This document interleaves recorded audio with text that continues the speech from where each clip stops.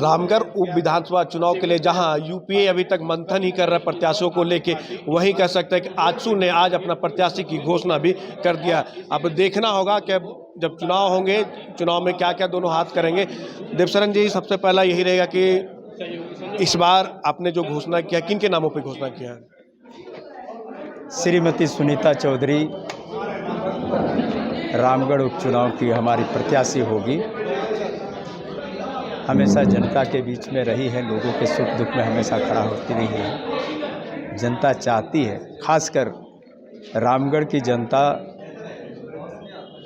माननीय चंद्र प्रकाश चौधरी के द्वारा जो विकास के कार्य किए गए थे, इन 3 सालों में जो विकास की गति रुकी है, उसको गति देना चाहती है। उनको एक मौका मिला है और इस मौका में जनता नहीं चुकेगी।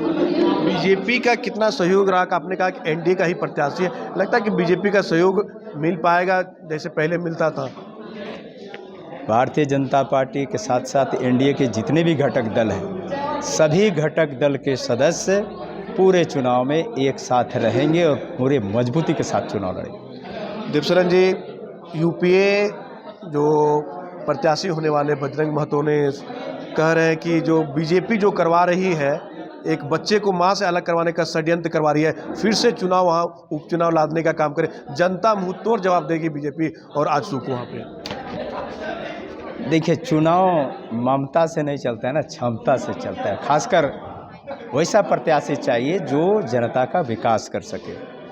तो बच्चे की राजनीति अच्छा नहीं है और इस तरह का बात करके अब बुड़बक नहीं बनाया जा सकता है। भावनात्मक रूप से लोगों को आप उस्का नहीं सकते, जनता समझ चुकी है।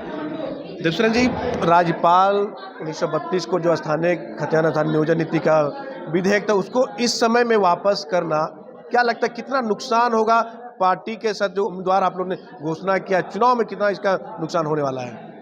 आज आप लोग पेपर में पढ़े होंगे, सरकार संविधान और संवैधानिक प्रक्रिया से चलती है और संविधान और संवैधानिक प्रक्रिया से हट करके अपने आरोप को छिपाने के लिए अगर कोई काम करेंगे तो इसी तरह से चुनौतियों का सामना करना पड़ेगा और जनता को बहुत दिन तक मूर्ख नहीं बना सकते। रामगढ़ में इसका जवाब मिलेगा। क्या लगता है जीत को लेकर कितना आप लोग आश्वस्त अगर बात करेंगे तो? हम अपने मेहनत पर पूरा विश्वास करते हैं और इस पर परिणाम बदल के दिखा देंगे। चलिए, तुम्हारे साथ आजसू के प्रदेश प्रवक्ता देवशरण भगत, जिन्होंने स्पष्ट तौर पर कहा रामगढ़ उपचुनाव तो होगी है, लेकिन जो सुनीता चौधरी है वहाँ डटकर मुकाबला करेगी। लेकिन बच्चे और माँ की राजनीति यूपीए वालों को नहीं करना चाहिए। लेकिन देखना होगा, चुनाव नज़दीक है, क्या होता है, क्या परिणाम आएगा, क्योंकि यूपीए एक तरफ से अपनी प्रत्याशी घोषणा नहीं कर पाया। लेकिन आजसू ने घोषणा की, उन्होंने कहा कि ये एनडीए की प्रत्याशी है। लेकिन देखना होगा आखिर जीत वहाँ से किन की होती है। इस नए साल में भी हमारा साथ होगा, दिलों में वही विश्वास होगा, है हमारा वादा, अब बनाए इंडिया को मजबूत ज्यादा। Wish you all a very very happy new year. Delhi Public School admission going on. Nursery to class 11. CCTV से लैस क्लासरूम, अत्याधुनिक लाइब्रेरी और लैब की व्यवस्था। योग्य शिक्षक, म्यूजिक टीचर संवारेंगे आपके बच्चों का भविष्य। गर्ल्स बॉयज के लिए हॉस्टल, आरओ के जरिए पेयजल समेत तमाम मूलभूत सुविधा। तो जल्द कराएं अपने बच्चों का एडमिशन। Delhi public school.